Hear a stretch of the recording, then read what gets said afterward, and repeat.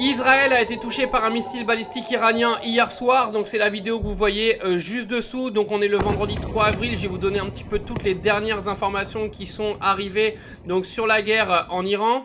Au passage, il y a un lien dans ma bio pour ceux qui veulent apprendre à faire de l'argent dimanche à 20 h pendant mon live.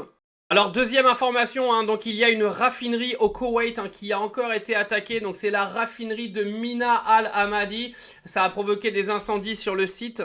Alors la raffinerie a été visée par des drones, je vais plus m'avancer de savoir qui a envoyé les drones parce que ça peut très bien être l'Iran comme ça peut être Israël pour foutre le bordel.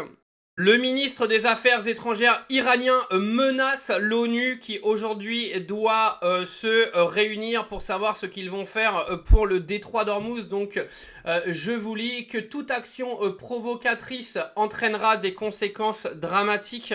Alors aujourd'hui, il va se tenir un vote au Conseil de sécurité de l'ONU pour savoir s'il faut utiliser la force pour débloquer le détroit d'Ormuz. Donc le ministre des Affaires étrangères iranien a menacé et a dit clairement que si c'était le cas, ça allait très mal se passer pour les pays qui seront concernés dans ces agressions.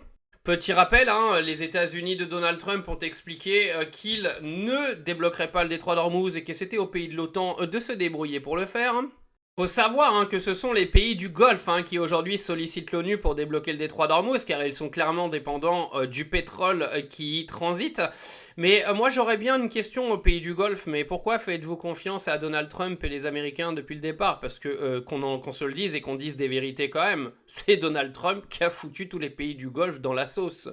La stratégie iranienne d'aller taper sur les raffineries des pays d'à côté ou alors sur les bases militaires américaines, ce n'est qu'en légitime défense des agressions américaines. Si les États-Unis n'étaient pas venus pour faire chier l'Iran, jamais de la vie les voisins auraient été attaqués par l'Iran.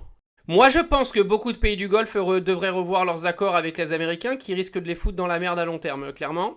Au passage, un petit éclaircissement sur les menaces de Donald Trump de se retirer de l'OTAN. Il faut savoir que c'est pas lui qui décide, c'est le Sénat aux États-Unis. La loi a été changée en 2023, c'est-à-dire qu'il y a 2/3 du Sénat américain qui doivent voter pour que les États-Unis sortent de l'OTAN. Donc la décision ne revient pas totalement à Donald Trump. Et vu les circonstances actuelles en termes de politique de Trump aux États-Unis, je suis vraiment pas sûr que 2/3 du Sénat se mettent de son côté.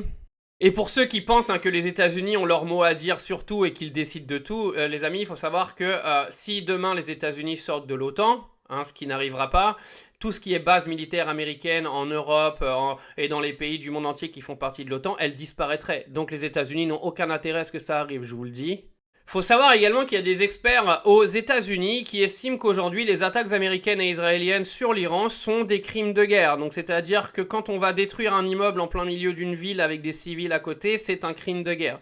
D'accord? Donc aujourd'hui, on peut dire clairement que les États-Unis sont responsables de crimes de guerre dès le premier jour. Depuis le premier jour du conflit, quand ils ont déjà tué plus de 170 gamins dans une école.